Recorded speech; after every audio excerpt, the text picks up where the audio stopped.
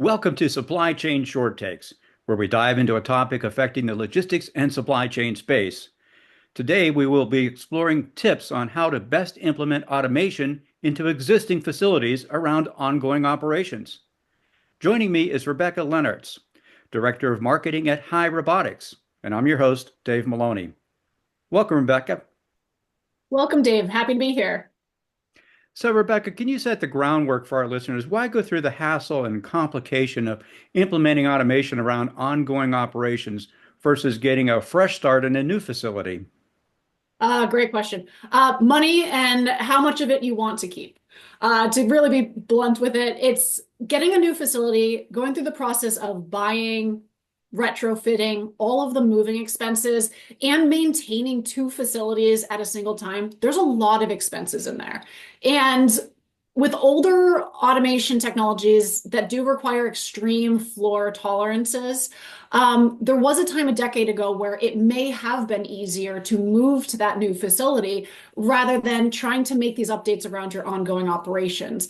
But with modern automation, it does require less preparation. Much of it requires less preparation. There's still some, but it's not what it used to be. You're not grinding your floors. You're not doing all that to the same levels that used to be required just to have an ASRS. So it is reducing the costs for preparations before you even start implementing. And once they're starting to implement, implementation is typically much faster because you don't have those extreme tolerances slowing you down and adjusting as you go.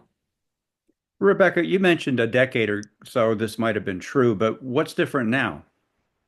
There's more advanced robotics. Modularly designed systems are a big one that's making a big difference, especially in the floor preparations that are needed because these modular systems are one of them that don't require the extreme tolerances that older ASRS grid-based systems did need. So this isn't just giving you the freedom of types of automation, it's really giving you a freedom of how you can implement an automated system. They can be more easily installed around existing operations. So you basically start off with what you need, adjust your workflows in stages, and everyone can adapt to it slowly rather than being one big overhaul that significantly disrupts operations. And while they're being implemented, except for the space that is actively being installed, your operations often can continue relatively normally during that transition period. Now, you mentioned the term modular systems or modular automation. Can you define that a little bit? Yes. So think of modular automation like a bunch of Lego pieces you put together. In a bin of Legos, you have different sizes, different colors. You can make almost anything out of Lego pieces, but the Lego pieces themselves don't change.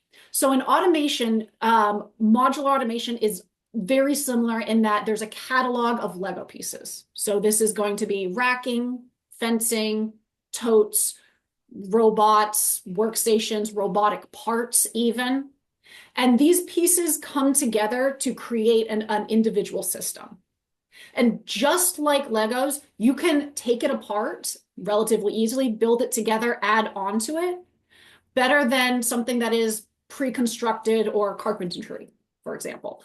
Everything is changeable, but the modular automations create ease in that ability to change. So a system that requires specific structures, a specific tote, robotic models, anything like that, everything is changeable with enough energy. So these aren't necessarily bad systems, and they're just you're sacrificing future adaptation and ease of adaptation for that system. So if you needed to have something that is more, that you're not expecting to change over time, if you expect your operations to remain the same, rigid systems are not necessarily going to be a bad thing for you. If you have operations that could change over time, or you know they will change over time, or need to adapt to different changes throughout the year for workflows or other purposes, modular automation is really going to be a useful tool in that. For example, our high pick climb system is a great example. Even our ACR systems, where you come in and our team understands what your warehouse goals are, and they create a system based off of that. So they'll understand what your potential goals are and then find the racking that is most beneficial. Get the totes or containers or trays that is best for your operations, a software level based on what you already have and filling the gaps of what you'll need, and so on and so forth. So you still get a complete system, but it's made from a lot of robotic and automation Lego pieces. So that's modular automation in a nutshell. Great, good explanation. You, of course, make both AMRs and ASRS solutions. Could you define the difference between them? Yes. So this is one that I think there's a lot of confusion of, but everyone seems to know what both of them are as well. So AMR solutions, autonomous mobile robots, are robots that work in dynamic environments. They're oftentimes working with and in amongst and around your human workforce. So they are relatively fast to implement and often require low infrastructure. You can often get them even put into your existing facility with no significant infrastructure added to it. That's autonomous mobile robot systems. They're working with your humans in and around your humans.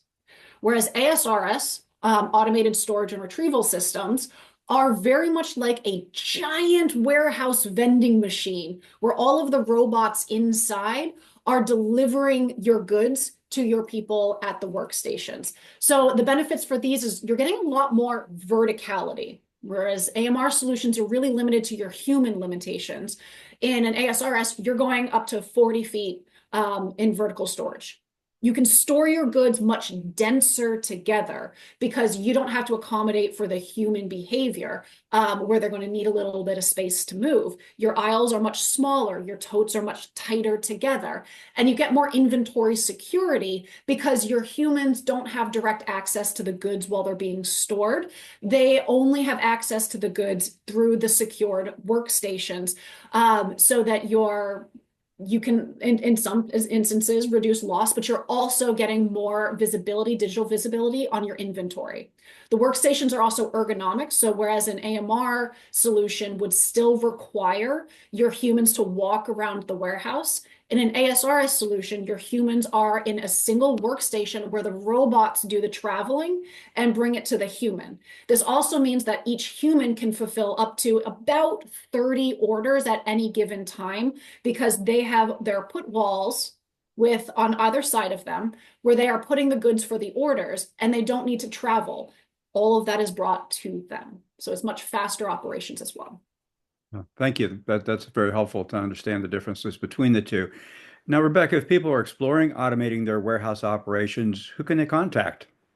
We are a global company and you can contact us anywhere in the world. If you go to Hai Robotics, HAI robotics.com, navigate to the contact us form, your local office will reach out to you and you can start a conversation.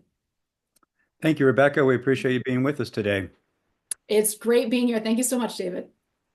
We've been talking today with Rebecca Lennartz, the Director of Marketing at Hai Robotics, and this has been Supply Chain Short Takes.